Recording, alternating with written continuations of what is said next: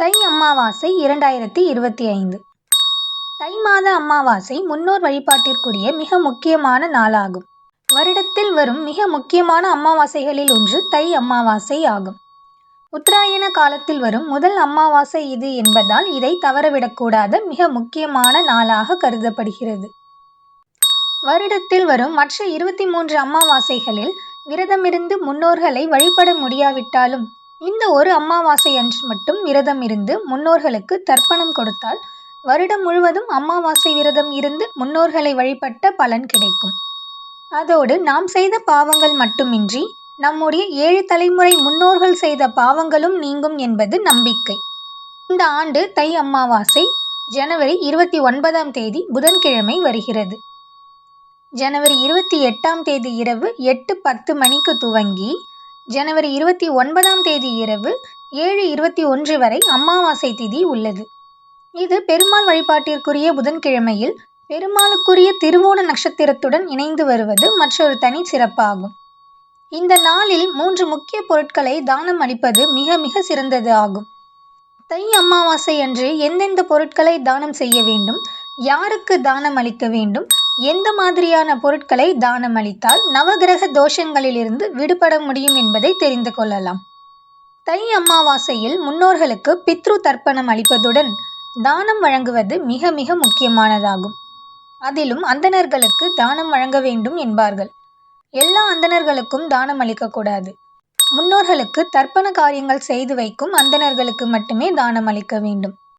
அமாவாசை என்பது சந்திரனுக்குரிய தினம் என்பதால் சந்திரனுக்குரிய பொருட்களான வெள்ளை நிற வஸ்திரங்கள், பச்சரிசி, பச்சை காய்கறிகள் ஆகிய 3 பொருட்களை தானம் அளிப்பது சிறப்பு. தர்ப்பண காரியங்கள் செய்யும் அந்தணர்களுக்கு இந்த 3 பொருட்களை தானம் அளித்தால் மட்டுமே அது முன்னோர்களை சென்று சேரும் என்பது நம்பிக்கை. ஒரு ஆண்டின் 3 அமாவாசைகள் மிகவும் சிறப்பு வாய்ந்தது. அதன்படி புரட்டாசி அமாவாசை, ஆடி அமாவாசை மற்றும் தை அமாவாசை ஆகியவை மிகுந்த சிறப்பு பெற்றதாக கருதப்படுகிறது. தை மாதம் என்பது தேவர்களுக்கான விடியற்காலை நேரம் என நம்பப்படுகிறது. இதன் காரணமாக முன்னோர்களை வழிபடுவதற்கு உகந்த நேரமாகவும் இது கருதப்படுகிறது. ஒரு ஆன்மா அடுத்த பிறவி எடுக்கும் வரை அவர்களின் சந்ததியினர் செய்யக்கூடிய வழிபாடுகள் அனைத்தும் பலனாக கிடைக்கிறது என ஆன்மீக வல்லுநர்கள் கூறுகின்றனர். இந்த ஆண்டில் ஜனவரி 29ஆம் தேதி புதன்கிழமை அன்று தை அமாவாசை வருகிறது. குறிப்பாக ஜனவரி 28ஆம் தேதி இரவு 8:10 மணி முதல் 29ஆம் தேதி இரவு 7:21 மணி வரை இந்த அமாவாசை நேரம் கணக்கிடப்பட்டுள்ளது. அதன்படி 29ஆம் தேதி காலை 6 மணி முதல் 7:20 மணி வரை முன்னோர்களுக்கு தர்ப்பணம் கொடுக்கலாம் என தெரிவிக்கப்பட்டுள்ளது. அதற்கு பிறகு காலை 9 மணி முதல் 11:55 மணி வரைக்கும் தர்ப்பணம் கொடுக்கலாம். இந்த தை அமாவாசையுடன் திருவோண நட்சத்திரமும் சேர்ந்து வருகிறது. அந்த வகையில் 29ஆம் தேதி காலை 9:21 மணிக்கு பின்னர் திருவோண நட்சத்திரம் அமைந்திருக்கிறது. மேலும் உணவு படையலுக்கான நேரமாக மதியம் 1:30 மணி முதல் 2 மணி வரை குறிப்பிடப்பட்டுள்ளது. மாலை விளக்கு ஏற்றி வழிபடுவதற்காக 6 மணி முதல் 7 மணி வரை உகந்த நேரமாக பார்க்கப்படுகிறது. எனவே குறிப்பிட்ட நேரங்களில் தங்கள் பணிகளை மேற்கொள்ளலாம் என அறிவுறுத்தப்பட்டுள்ளது. கோயில், நீர்நிலைகள், வீடு ஆகிய இடங்களில் முன்னோர்களுக்கு தர்ப்பணம் கொடுக்கலாம். இவ்வாறு தர்ப்பணம் செய்த பின்னர் அன்றைய தினம் நிச்சயமாக அன்னதானம் செய்ய வேண்டும். இதனை செய்த பின்னர் மாலை நேரத்தில் கோயிலுக்கு சென்று நல்லெண்ணெய் தீபம் ஏற்றுவது சிறப்பாக அமையும். ஆனால் கோயிலுக்கு செல்ல முடியாதவர்கள் வீட்டில் இருந்தபடியே விளக்கு ஏற்றலாம்.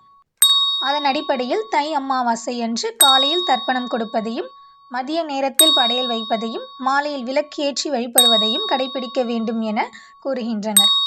பொதுவாக ஒவ்வொரு அமாவாசை தினங்களிலும் தர்ப்பணம் கொடுக்க வேண்டியவர்கள் முன்னோர்களுக்கு தர்ப்பணம் கொடுப்பது அவசியம். அப்படி தர்ப்பணம் கொடுப்பவர்கள் நீர்நிலைகள், ஆறு, நதிக்கரைகளில் கொடுப்பது மிகவும் விசேஷமானது. பொதுவாக தர்ப்பணம், சிரார்த்தம் என 2 உண்டு. இதில் வித்தியாசமும் உண்டு. தர்ப்பணம் என்றால் என்ன? அமாவாசை அன்று முன்னோர்களை நினைத்து எள்ளும் தண்ணீரும் இறைத்து செய்யும் வழிபாடு தர்ப்பணமாகும். இது ஒவ்வொரு அமாவாசை அன்றும் செய்யலாம். தர்ப்பணம் செய்த பின் வீட்டில் இலை போட்டு முன்னோர்களுக்கு படைத்துவிட்டு சாப்பிடுவது, பசுமாட்டுக்கு கீரை அல்லது அரிசி கலந்த உணவை அளிப்பது உள்ளிட்டவை தர்ப்பணத்தில் அடங்கும். சிரார்த்தம் என்றால் என்ன? ஒருவர் இறந்தால் அவரை நினைத்து ஒவ்வொரு ஆண்டும் அவர் இறந்த அதே திதியில் நாம் வீட்டில் அல்லது கோயிலில் சென்று செய்யும் வழிபாடு சிரார்த்தம் எனப்படும். இதில் பிண்டம் வைத்து வழிபடுவது சிறந்தது. குறிப்பாக அவர் இறந்த நாளின் போது வரும் திதியில் செய்வது ஸ்ரார்த்தம் என்று சாஸ்திரம் சொல்லுகிறது. யாரெல்லாம் தர்ப்பணம் கொடுக்க வேண்டும்? தாய் தந்தை இல்லாத ஆண்கள் இந்த விரதத்தை மேற்கொள்ள வேண்டும். பொதுவாக இந்த விரதத்தை பெண்கள் மேற்கொள்ளக்கூடாது. ஆனால் கணவர் இல்லாத பெண்கள் இந்த விரதத்தை மேற்கொள்ள வேண்டும். சனி தொல்லையிலிருந்து விடுபட இது தவிர சனிகாரகத்துவம் உடையவர்களுக்கும் தானம் அளிப்பது சிறந்தது. அதாவது மாற்றுத்திறன் கொண்டவர்கள், சாலையோரங்களில் வசிப்பவர்கள், அனைவராலும் கைவிடப்பட்டவர்கள் ஆகியோருக்கு உதவி செய்வது சிறப்பு. சாலையோரங்களில் யாசகம் வாங்கி சாப்பிடுபவர்களுக்கு உணவு அளிப்பது, சாலையோரம் வசிப்பவர்களுக்கு போர்வை வாங்கி கொடுப்பது நல்லது. குறிப்பாக கருப்பு நிற கம்பளி போர்வை வாங்கி கொடுப்பது சனியின் பிடியிலிருந்து விடுபடுவதற்கும் பித்ருக்களின் ஆசியை பெறுவதற்கும் ஏற்றதாக இருக்கும். தை அமாவாசை வழிபாட்டு பலன்கள்.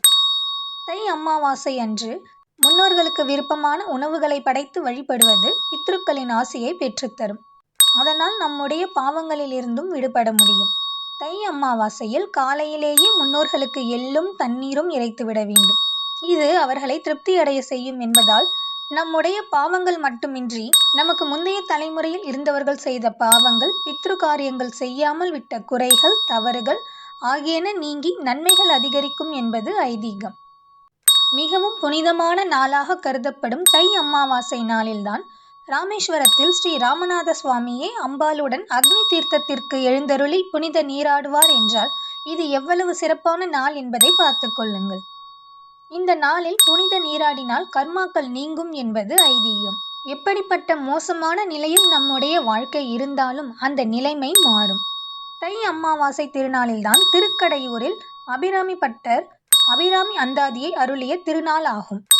தன் மீது தீராத பக்தி கொண்ட பக்தனுக்காக அம்பாள் நடக்கவே முடியாத நிகழ்வான அமாவாசை தினத்தில் தன்னுடைய காதில் அணிந்திருந்த கம்மலை வானில் வீசி எறிந்து முழு நிலவு தோன்றச் செய்து அனைவருக்கும் தன்னுடைய திருக்காட்சியை தந்தருளினாள். அமாவாசை நாளில் முழு நிலவு தோன்றி அபிராமி பட்டர் உயிர் பிழைக்க வாய்ப்பே இல்லை என்ற நிலையில் அதை மாற்றி அம்பிகை அபிராமி பட்டரை காத்தருளிய திருநாள் இந்த தை அமாவாசை.